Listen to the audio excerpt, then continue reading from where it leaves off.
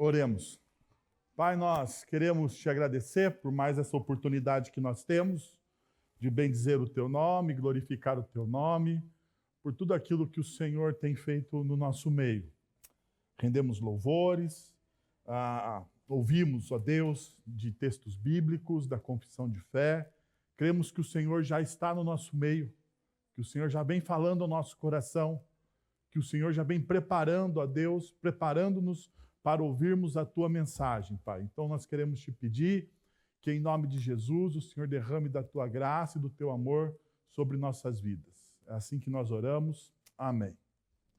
Muito bem, meus irmãos, nós vamos terminar hoje uma série, talvez até agora a nossa maior série, de mensagens em textos expositivos. Hoje completamos 51 sermões em Marcos. Né? Mas tem pregadores que pregaram mais tempo Marcos do que eu, já digo para vocês, né? Quem gosta de ler pregadores das antigas, o Spurgeon fez mais sermões do que eu, tudo bem, é o Spurgeon, né? Eu não vou querer competir com o príncipe dos pregadores reformados aí, mas ele fez mais sermões do que eu, né? Talvez o sermão durasse um pouco menos de tempo, né? Aos domingos, vai saber como que era o tempo do Spurgeon, mas também o Martin Lloyd Jones fez mais sermões do que eu, mas nós chegamos aí 51 sermões no Evangelho de Marcos, é um bom número, né? Acho que é um bom tempo aí, a gente gastou nesse Evangelho. E hoje nós vamos terminar com o texto mais polêmico de Marcos, que é Marcos, capítulo 16, versos de 9 a 20. Por que eu digo que é o mais polêmico dele? Porque Marcos, capítulo 16, de 9 a 20, ele não está nos manuscritos mais antigos do Evangelho de Marcos. Ele se encontra naquilo que nós chamamos do texto receptus, mas ele não está nos manuscritos mais antigos. Algumas versões contemporâneas, como a própria Revista Atualizada, a NVI, a Nova Versão na Linguagem de Hoje, e outras versões, colocam esse texto entre colchetes, demonstrando o quê? Demonstrando que a igreja entende que esse texto ele é palavra de Deus, mas ele não está nos manuscritos mais antigos.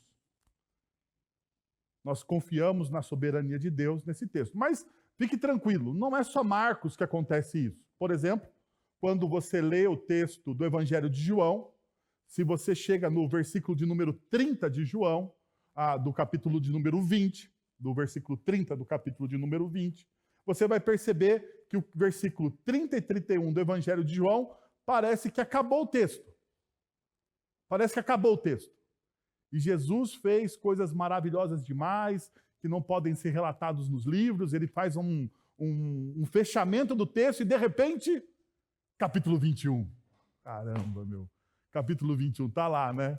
E com lindas histórias, com textos inspirados pela palavra de Deus. Da mesma forma acontece com Deuteronômio.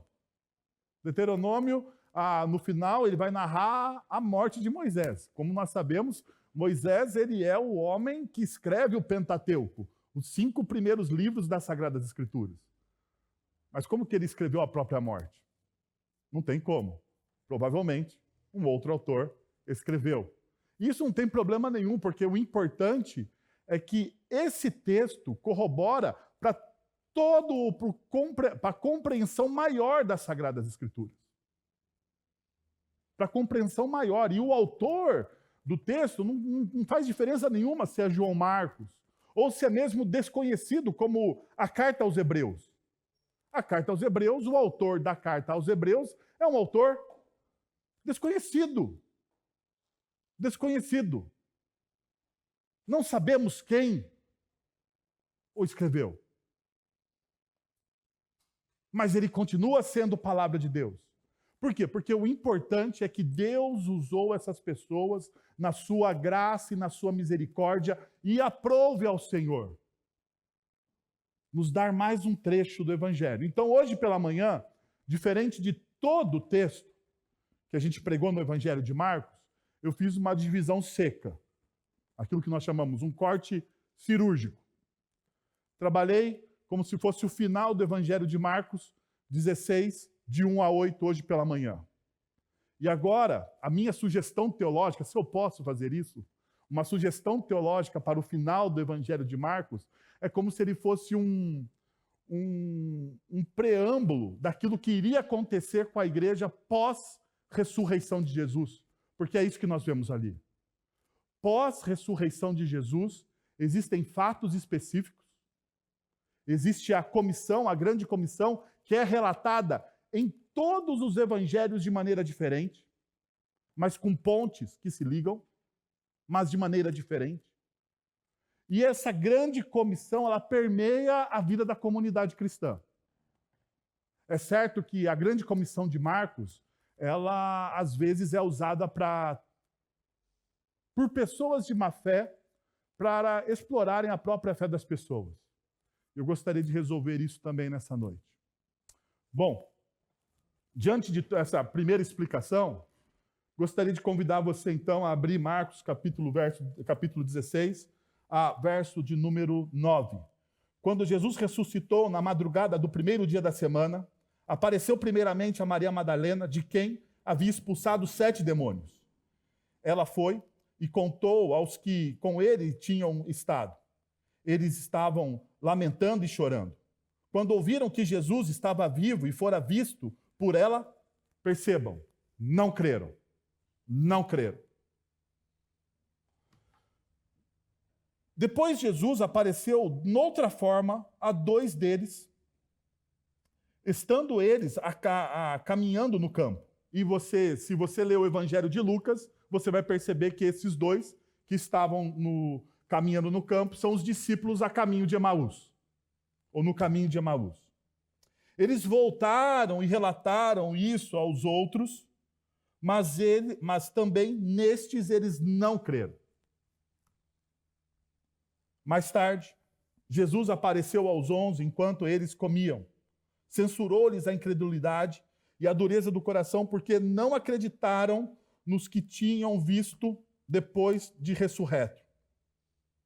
E disse-lhes: vão pelo mundo todo e preguem o evangelho a todas as pessoas. Quem crer e for batizado será salvo, mas quem não crer será condenado. Estes sinais acompanham os que creem. Em meu nome expulsarão demônios, falarão novas línguas, pegarão em serpentes, e se beberem algum veneno mortal, não lhes fará mal nenhum. Imporão as mãos sobre os doentes e eles serão curados. Depois de lhes ter falado, o Senhor Jesus foi levado aos céus e assentou-se à direita de Deus. Então, os discípulos saíram e pregaram por toda parte, e o Senhor cooperava com eles, confirmando-lhes a palavra com os sinais que os acompanhavam. Eu não sei vocês, mas uma das coisas que mais me chateia na vida é quando alguém duvida da minha palavra. Quando alguém duvida da minha palavra. E a minha esposa está aqui para testemunhar sobre o quanto eu fico chateado com isso. Quando eu falo algo e a pessoa fala assim, será? A minha frase normal é, olha, eu tenho muitos defeitos na minha vida, mas mentiroso eu não sou. Mentiroso eu não sou. Eu tenho muitos defeitos, mas eu tento lidar com a verdade da maneira mais crua e possível. Mais cru possível. Esses dias eu estava conversando com uma pessoa, vira e mexe aqui na igreja, nós temos algumas conversas cruciais. Não sei vocês, mas eu preciso, como pastor, de vez em quando, ter conversas desagradáveis com as pessoas. E em uma dessas conversas cruciais, eu olhei para a pessoa e disse o seguinte, olha, eu tenho muitos defeitos, mas uma coisa eu não sou. Mentiroso. Então, quero dizer uma coisa para você.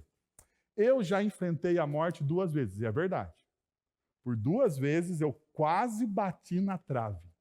Mas na trave, assim. Sabe quando bate na trave, na linha do gol, no travessão e a bola sai? Foi mais ou menos assim. Por 2 vezes isso me aconteceu. Então, medo da morte, medo de pessoa, eu não tenho mais. Perdi esse medo da minha vida. Porque isso me ofende.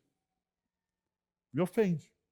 Duvidar da minha palavra ofende a minha honra. De certa forma. Você pode me falar outras coisas que não vão me ofender. Ah, você parece metido. Ah, você parece soberbo. Ah, eu pareço um monte de coisa. Eu sei disso. E eu não tenho problema nenhum. Tento me corrigir nesses problemas, mas não me ofende tanto quanto você falar da minha palavra. Agora, pensa o seguinte. Se isso ofende um réis mortal como eu, não ofenderia o próprio Cristo? Hã? Não ofenderia o próprio Cristo? Porque assim, apesar de eu dizer que eu não gosto, e eu não gosto mesmo, acho uma deslealdade à mentira, talvez uma das maiores deslealdades à mentira,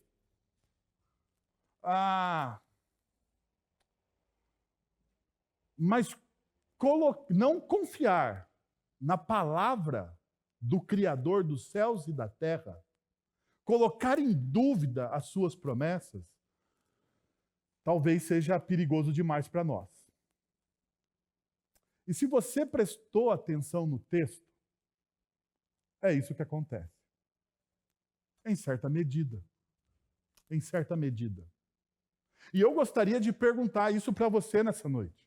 Me dá licença de entrar na sua vida. Eu não conheço vocês, eu não conheço vocês de maneira tão profunda. Quem conhece você de maneira profunda, graças ao bom Deus, é o nosso Deus. Diz a palavra de Deus que ele sonda e conhece o quê? O nosso coração. Diz a palavra de Deus que ele sabe o que nós pensamos antes mesmo da palavra nos chegar à língua. Uau! Ele sabe mesmo, então, quem eu sou. Então, entendendo essa realidade, que Deus me conhece plenamente e que nada do que eu faça para aparentar impressione ou não a Deus, deixa eu te fazer uma pergunta. Você confia plenamente na palavra de Deus?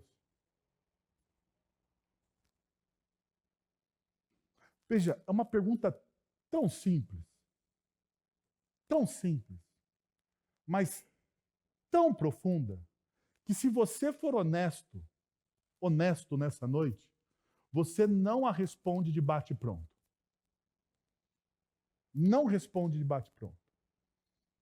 Você para neste momento, pede alguns minutos para o pregador e fala, vou pensar. Ou talvez, se a gente fosse honesto de fato, honestíssimos, coisa que muitas vezes nós não somos,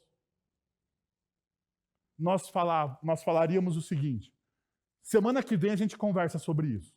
Eu preciso de uma semana para pensar sobre isso. Será que eu confio em cada promessa que existe na palavra de Deus, que Deus deu ao seu povo? Será que eu confio plenamente no seu amor? Será que eu estou disposto a arriscar a minha vida, a minha integridade, a minha honra, a minha dignidade? Será que eu estou disposto a isso? Por causa da palavra? O que vocês acham? Quando nós olhamos esses homens e o que eles fizeram, nós temos uma facilidade muito grande em julgá-los. Nós estamos aqui 2000 anos depois, em um país majoritariamente cristão, sem perseguição alguma.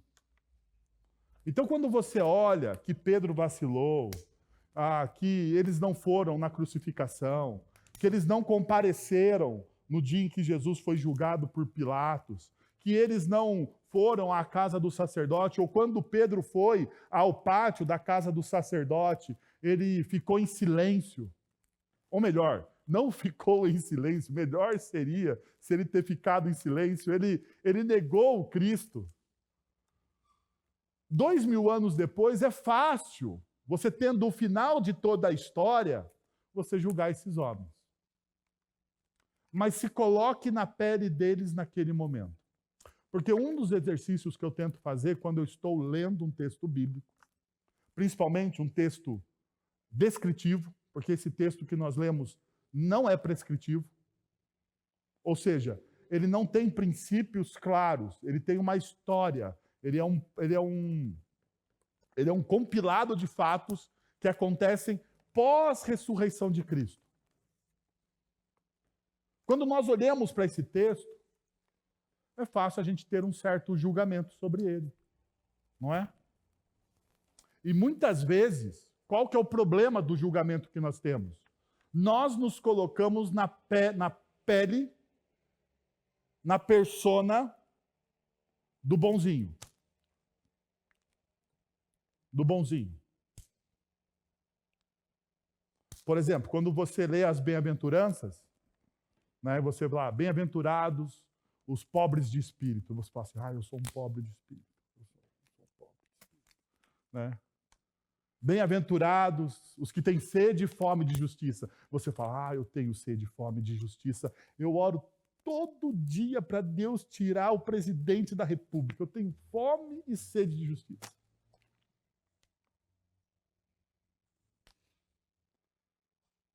Você nunca se coloca como aquele que não tem fome e sede de justiça. Você nunca se coloca como aquele que é arrogante. Você nunca se coloca como aquele que negaria o Cristo. Porque eu também faço isso. Porque eu também faço isso.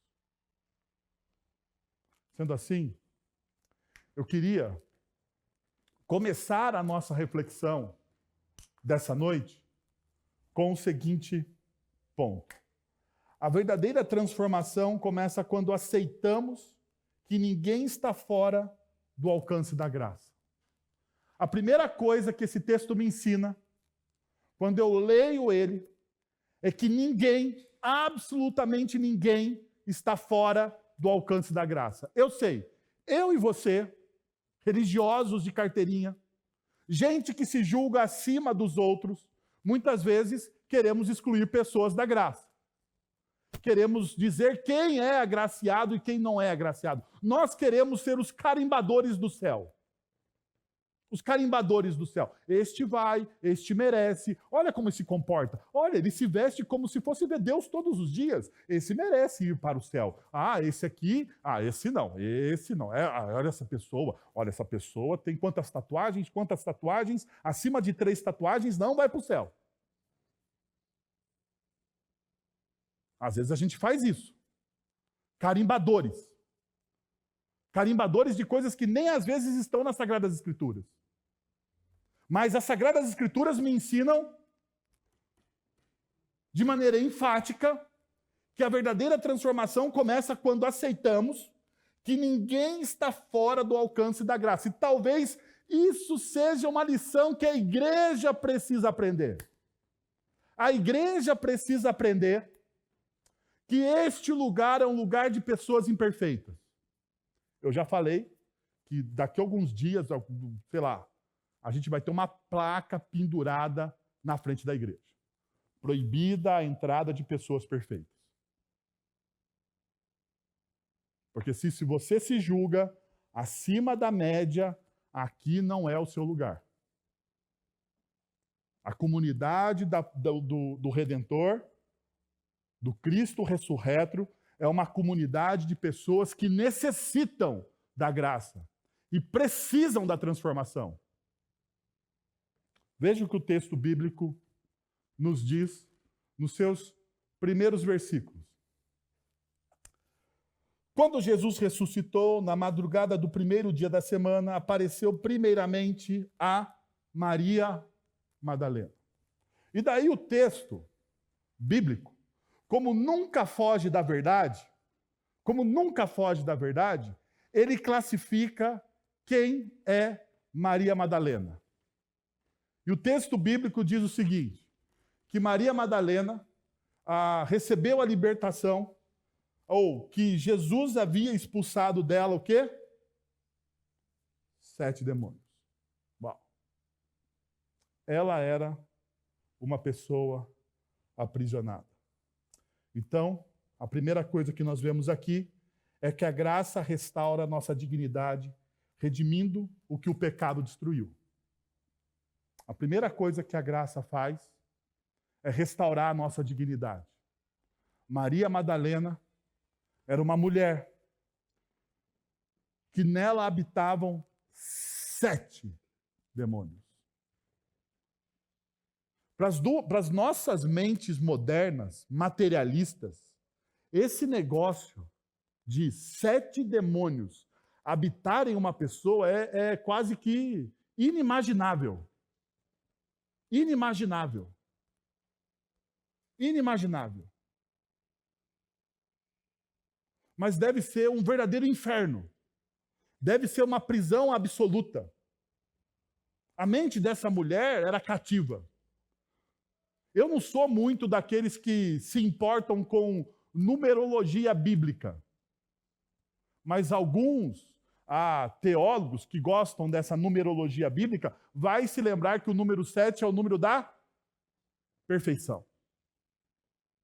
Então, o fato da Bíblia narrar que Maria Madalena tinha 7 demônios significa que ela estava completamente cativa desses espíritos malignos.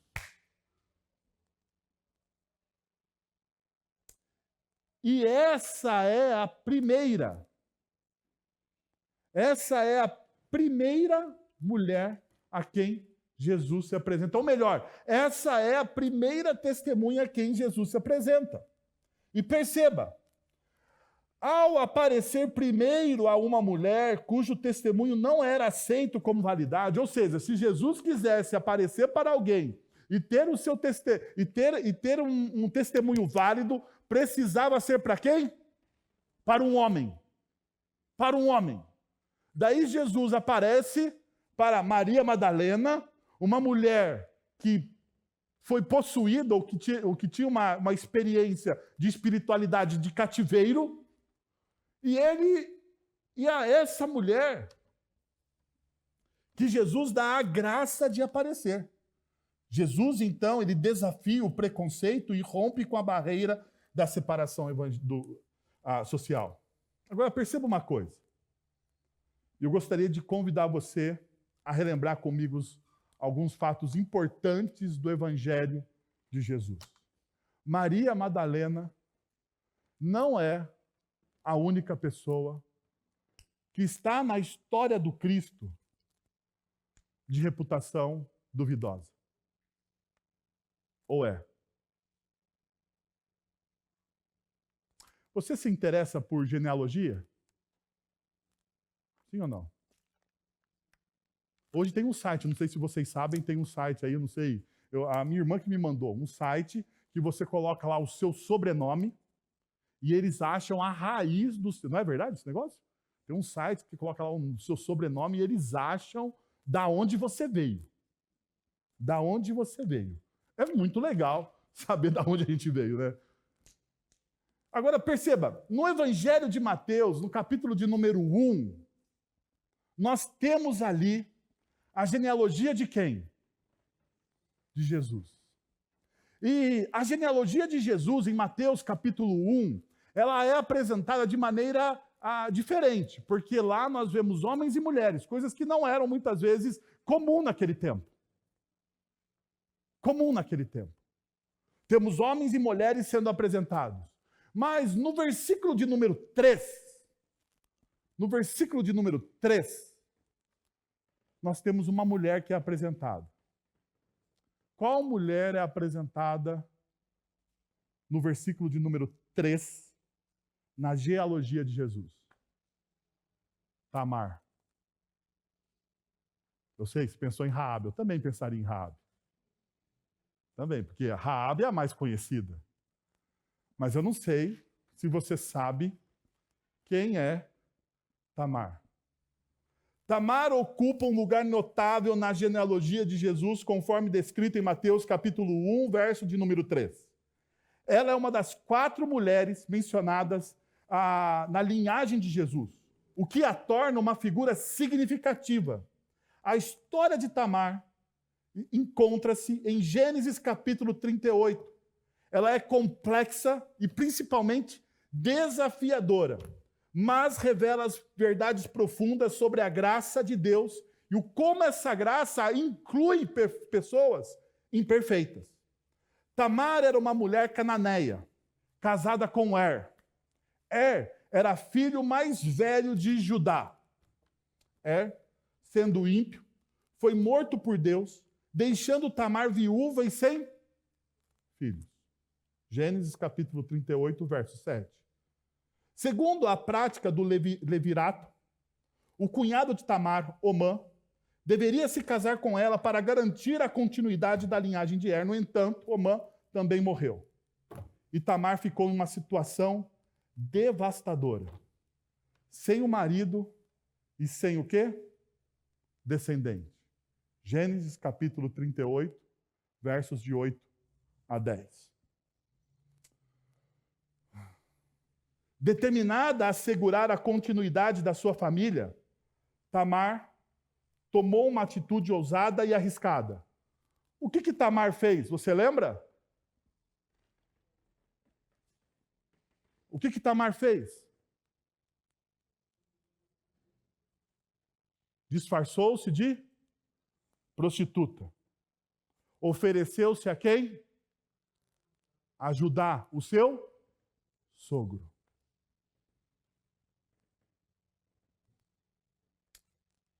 Pessoa de reputação duvidosa, não é? Ela está onde? Ela é mãe de quem? De Pérez. Descendente direto de Davi. Que está na linhagem de Jesus. A graça de Deus, ela inclui a quem? A quem? A todos. Sabe uma das coisas que não me entra na minha cabeça? Religiosos.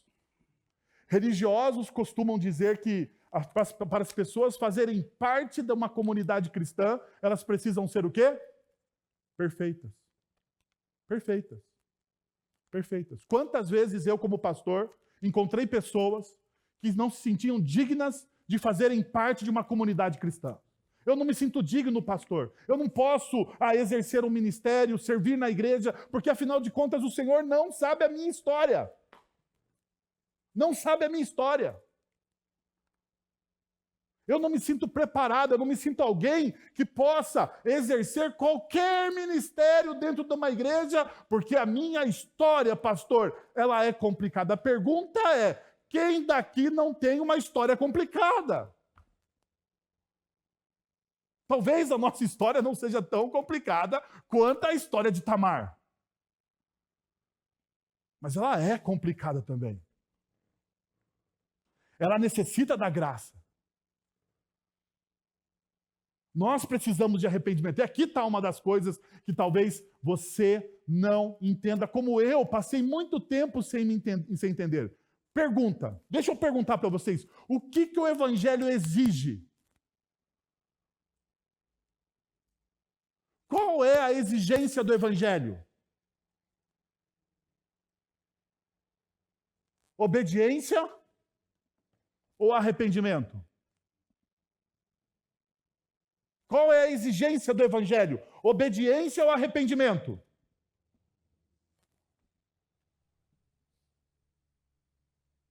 Eu ouvi Línguas Estranhas numa igreja presbiteriana, porque embolou arrependimento com obediência.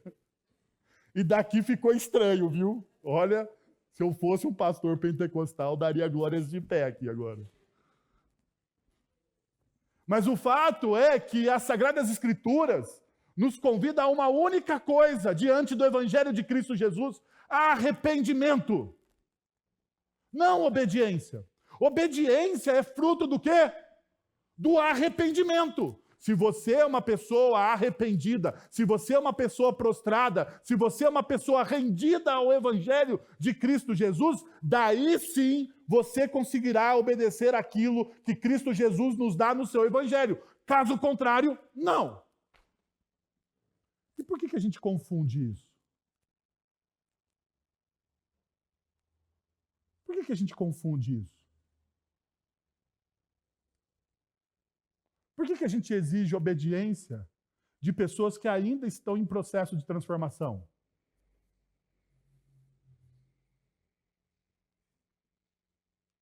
Você já parou para pensar nisso?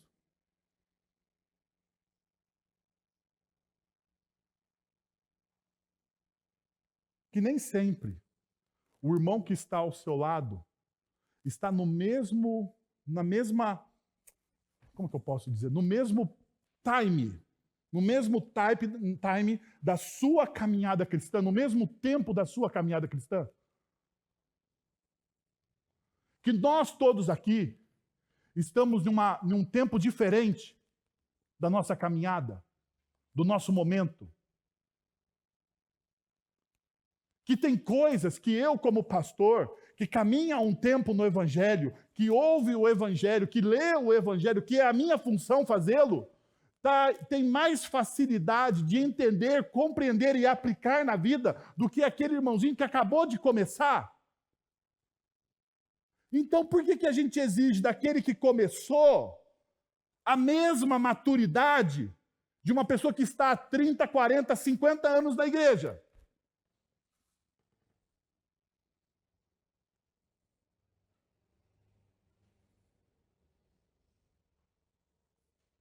Eu tenho uma tese comigo. Que a conversão genuína de uma pessoa se dá durante a sua vida. Há aquele despertar, aquele arrependimento, aquele reconhecimento de que você precisa da graça. Mas a transformação que o arrependimento traz na sua e na minha vida se dá durante o quê? A caminhada. Se dá durante a nossa jornada. E é isso que o Evangelho trata. É isso que nós percebemos na graça. A graça é transformadora porque ela não opera em um momento. Ela opera durante toda a sua vida. Perceba, a vida do discípulo não é uma maratona, não é uma corrida de 100 metros rasos. A vida do discípulo é uma maratona. É uma maratona. Nós queremos tratar a conversão das pessoas como se fosse uma corrida dos 100 metros rasos. E daí a gente acha que a pessoa precisa ser transformada. Vamos, se transforma. Mas não é assim. Tem que ter paciência. Tem que esperar. Porque, veja, o texto vai nos demonstrar um segundo princípio. Qual é esse segundo princípio? A graça de Deus é suficientemente poderosa para transformar nossa incredulidade em fé genuína. Perceba o que o texto já nos informou. Versículo de número 11. Quando ouviram que Jesus estava vivo e fora visto por ela, Maria Madalena, o que os discípulos fizeram? Não creram. Não é isso? Não creram. Daí conta-se brevemente a história dos discípulos no caminho de Emaús, que está em Lucas. Que 2 homens andando pelo campo, Jesus apareceu em outra forma com eles, e eles caminharam. Jesus explicou durante uma caminhada inteira o quê? O Evangelho. Tudo o que deveria acontecer com Cristo. E eles só reconheceram Jesus quando Jesus partiu o pão. Daí os olhos deles se abriram e eles falaram, nossa, Jesus estava aqui. Por isso, então, que o nosso coração ardia enquanto nós caminhávamos com ele. Não é isso que diz lá no Evangelho? É isso que diz no Evangelho de Lucas. Daí, quando esses dois homens, voltam para falar com os discípulos, o que eles falam? O que os discípulos fazem? Eles não creem. Eles não creem. Eles não creem. E daí a gente precisa lembrar da mensagem de manhã. Dentro do Evangelho de Marcos, Jesus, durante 3 vezes, falou que ele ia ressuscitar. Ele seria entregue aos homens maus. Esses homens maus e pecadores iriam crucificá-lo, iriam sepultá-lo, e ao 3º dia ele ressuscitaria. Durante 3 vezes, Jesus ensinou essa verdade aos discípulos. E agora nós temos 3 testemunhas. Maria Madalena e os 2 homens que estavam no caminho do campo. Ambos testificaram para os discípulos: o Cristo está vivo. Mas eles não creram. Quanto tempo demora uma conversão? Quanto tempo demora para uma pessoa ser transformada?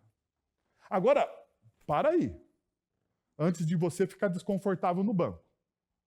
Por favor. Porque esses 11 que o texto se refere, quem eles são? Os apóstolos. São as pessoas mais próximas de Jesus. Não é qualquer pessoa. São as pessoas mais próximas. São os 11, aqueles a quem Jesus chamou de maneira pessoal. Chamou eles pelo próprio nome. São esses 11 homens que não creem na pessoa de Jesus. E o que Jesus faz? Os abandona, os deixa pelo caminho. Diz assim: vocês não creem em mim, vocês duvidam da minha palavra, então vou procurar outras pessoas. Porque vocês não servem. Porque, afinal de contas, só me serve aqueles que se submetem a mim. É isso que Jesus faz? Não, não é isso que Jesus faz. E por que nós, como igreja, fazemos assim?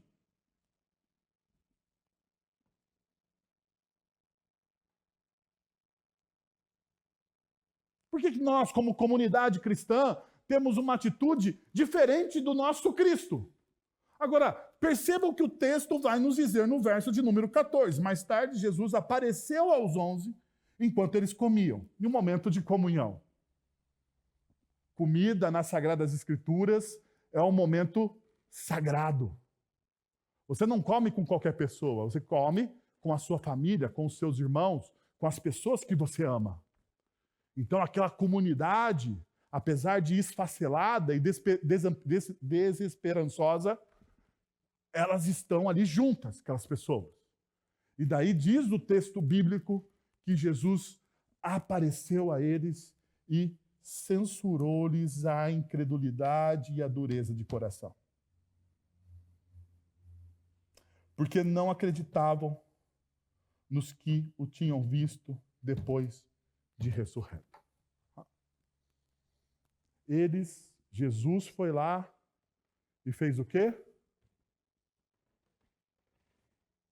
Censurou a dureza de coração daqueles homens.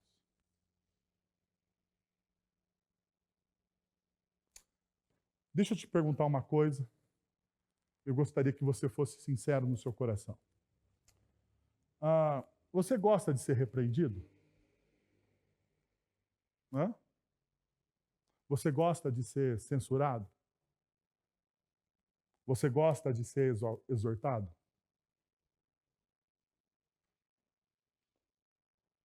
Quem aqui gosta de exortação?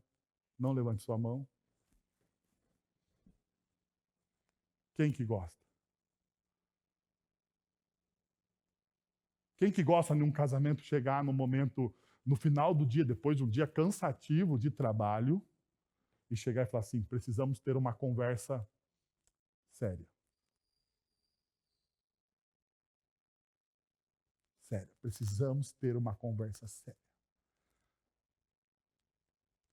Se é você que diz, você está mais confortável. Mas se você ouve isso de uma outra pessoa, você pergunta, não pode ser amanhã? Não é assim? Mas Jesus não espera. Jesus vai àqueles homens e censura. Mas uma das coisas que a gente precisa estar atento é exatamente a isso. Repreender não é abandonar alguém. É um ato de amor genuíno. Em uma cultura que vê a correção como falta de amor, porque a nossa cultura vê a correção como falta de amor. Se você corrige alguém, você não ama. As pessoas na nossa cultura são muito vidrinhas. São muita vidrinhas. Muito cheio de nhenhenhé, muito vidrinhos.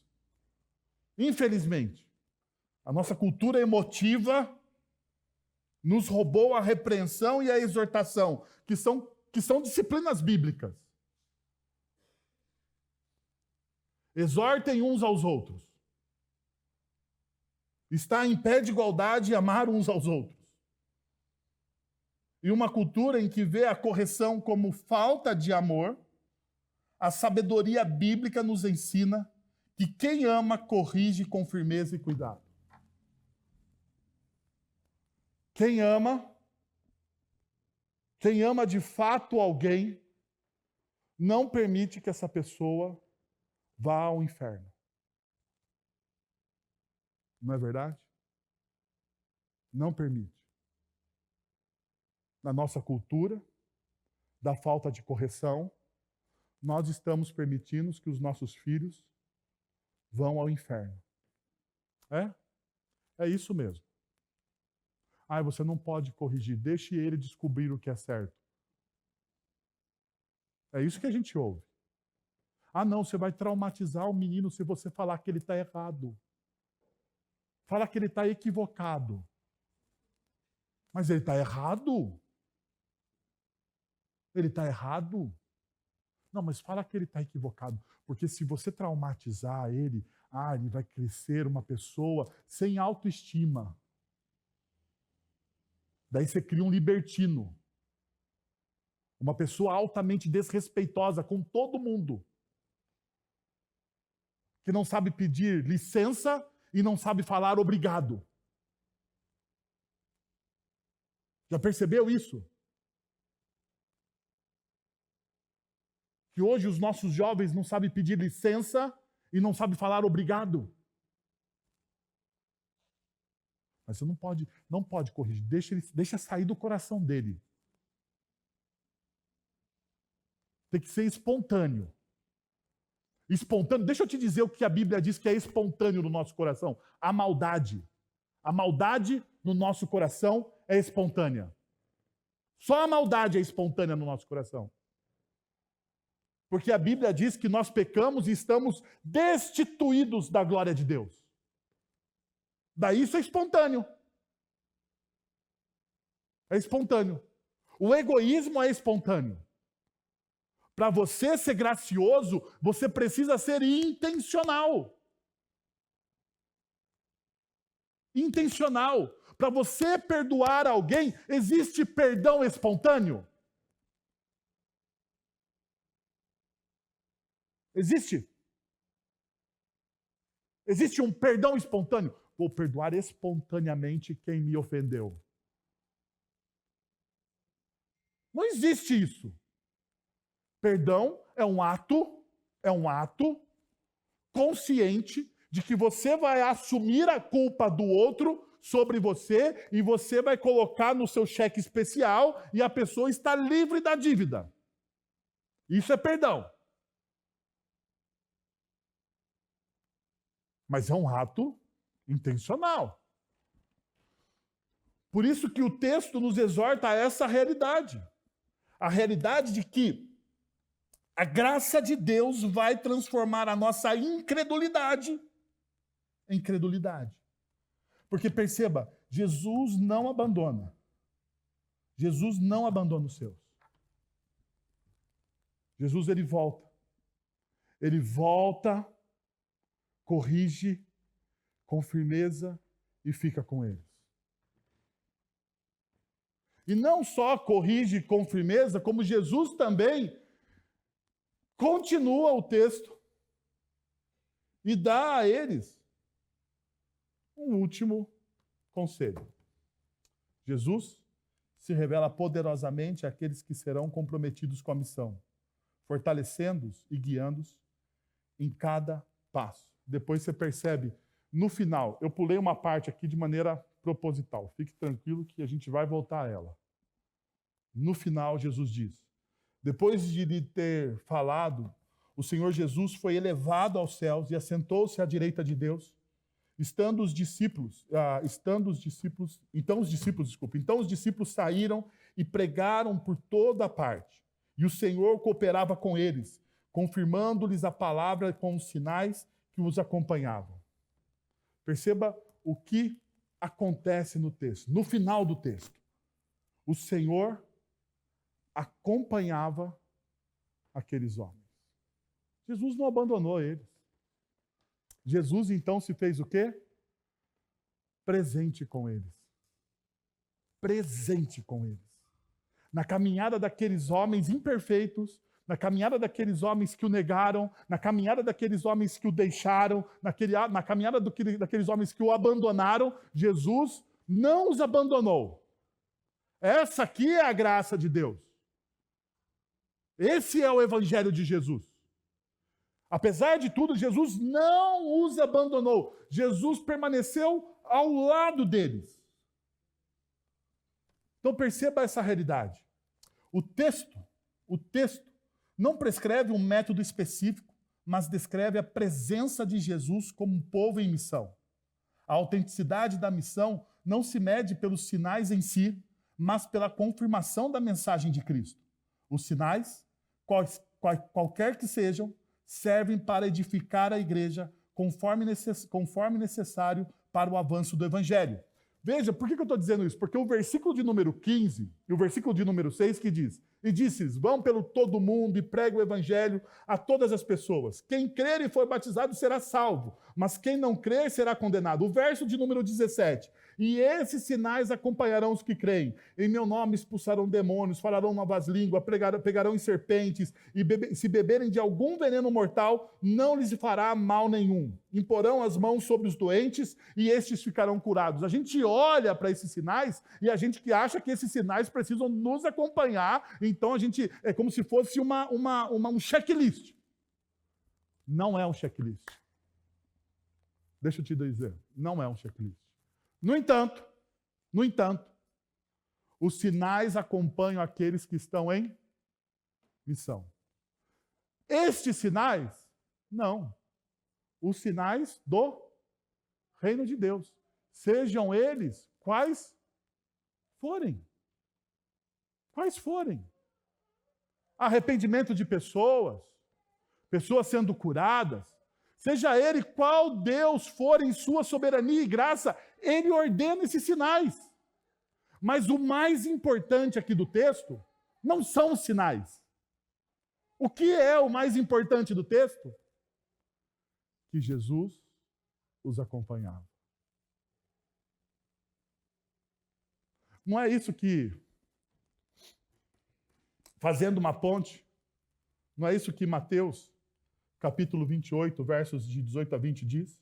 Então Jesus aproximou-se deles e disse, foi-me dada toda a autoridade nos céus e na terra, portanto, vão e façam discípulos de todas as nações, batizando-os em nome do Pai, do Filho e do Espírito Santo, ensinando-lhes a obedecer a tudo o que lhes ordenei. Perceba o final. E eu estarei sempre com vocês até os fins dos tempos. Jesus acompanha e Jesus está presente. Pergunta: com quem?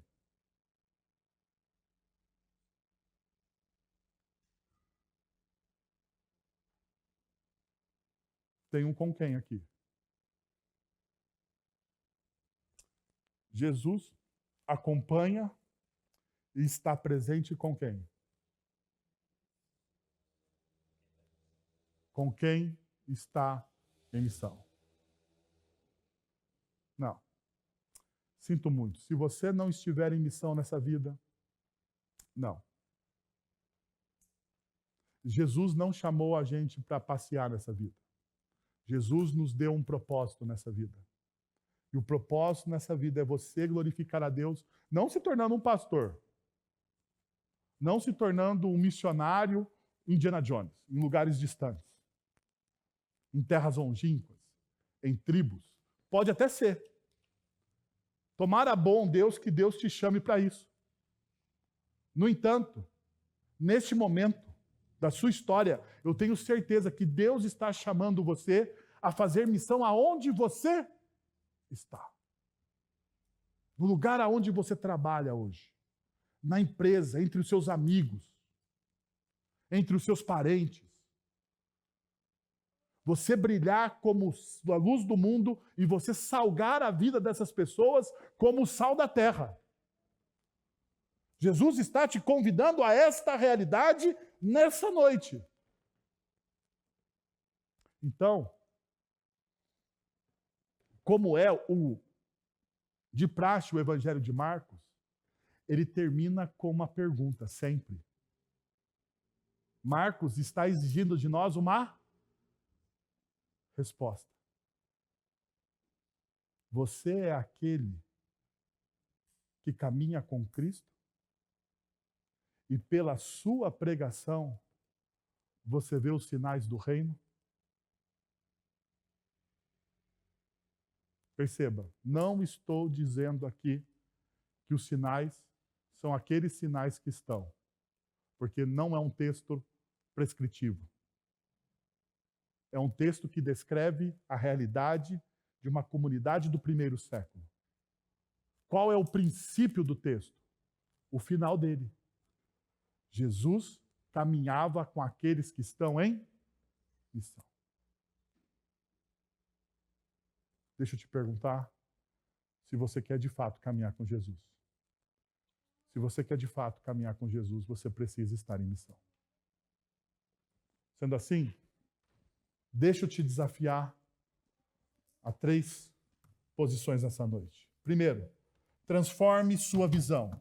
Se a graça de Deus pode alcançar qualquer coração, então você também pode ser um instrumento dessa graça na vida em cada vida ao seu redor.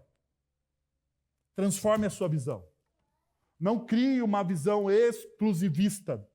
Não crie uma visão distorcida do Evangelho. Não seja um carimbador daqueles que vão para a eternidade, não. Essa não é a sua função. A sua função é ser um instrumento da graça. Então, transforme a sua visão. Segundo, deixe que a graça de Deus transforme sua sua dúvida, em convicção. Confie que sua força e suficiência para criar uma fé viva e duradoura em você. Confie na força e na suficiência da graça de Deus para que Ele crie uma fé viva e duradoura em você. E por último, envolva-se na missão de Cristo e veja como Ele revela seu poder e orientação em cada pessoa. Sua jornada de fé será transformada por sua força e direção. Se envolva, seja alguém que se envolva na missão. Seja um instrumento da graça. Coloque todas as suas dúvidas diante do Senhor. Que tal você fechar os seus olhos, pensar sobre isso que nós conversamos nessa noite e você orar firmemente ao Senhor? Vamos receber a bênção do Senhor. Pai, muito obrigado pelo teu amor em Cristo Jesus e por esse tempo de adoração e de exposição da sua palavra. Que o Senhor continue a falar aos nossos corações durante a semana. Que o Senhor confirme essa palavra em nós, ó Deus, e que nós possamos praticá-la dia após dia nas nossas vidas. Agora, irmãos, que a graça de nosso Senhor e Salvador Jesus Cristo, o amor de nosso Deus e Pai, o conselho, o consolo, o poder e a ação do Santo Espírito de Deus estejam sobre vocês agora e pelos séculos dos séculos. Amém.